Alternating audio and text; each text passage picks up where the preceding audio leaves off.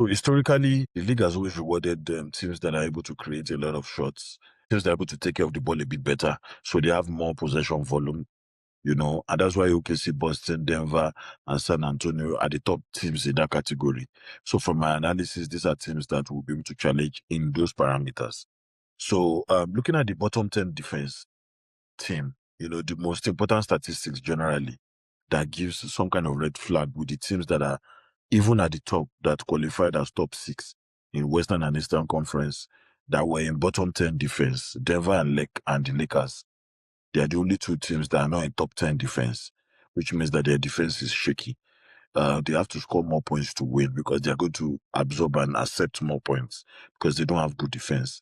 So if you look at it, only one team in 30 years has won a title with a bottom 10 defense. And I don't want to go ahead and say the team now, but it's going to be very difficult for Denver and Lakers to be a low 10, in a league that has that number of franchise or clubs. You are not a top 10 defense. You can't survive. You understand? So, and there are some teams that are heavily dependent on one creator.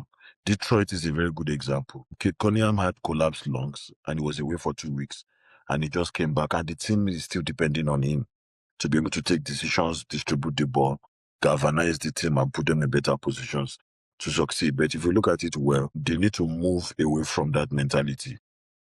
Philly is also doing that. They're depending on Maxi and VJ Edgecombe.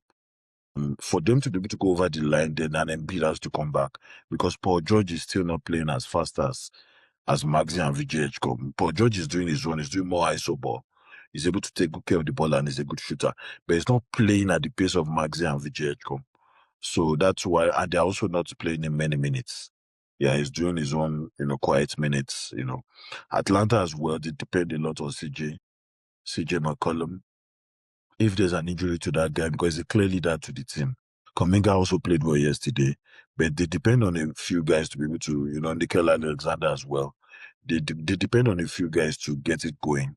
Jalen Johnson too is also playing well, but we have not really seen the best version of Jalen Johnson, and that's what I'm even scared of. That New York has to be careful because if Jalen Johnson is able to, step up a bit, then they may be a very dangerous team. So we have poor 3-point shooting team as well. In my analysis, I thought that we should look at teams that have poor 3-point shooting, but they have high volume.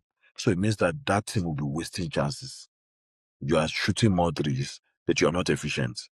And we have Portland in that category. We have Orlando and we have Phoenix Suns. High volume, low accuracy, and they're looking for an opportunity to impress in the postseason. They're just exposing themselves to their debts. They need to improve on that, and that's just my feedback to them. And number 4 in this category are teams that have poor shooting quality. You understand? They are beginning to improve, but the quality still doesn't look good compared to their contemporaries. Philadelphia 76ers is in that category. Houston is in that category. Minnesota Timberwolves is in that category. Even though Philly and Minnesota won game 2 because they improved in their shooting, but Houston lost game 2 as well. So Houston has more work to do on their hands. And teams that take tough shots, they always lose their defensive capabilities and, their defenses don't even tighten up enough.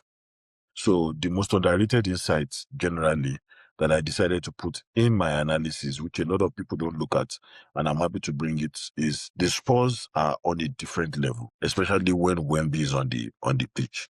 They're doing about plus 23.4 per 100. That's very historic. That guy, as an individual, has made that team better. He's the best player in that team, especially in his territory and in his lane. When he's going into the zone, he's able to do a lot. He can shoot without going into the box. He's very good, shooting from 3. He's very good in stretching. He's very good in 2-man game. He's good in almost everything. And that's why we may be witnessing something special once he comes back before the end of this series. If he's able to stay healthy, we may be witnessing something special in his style of play.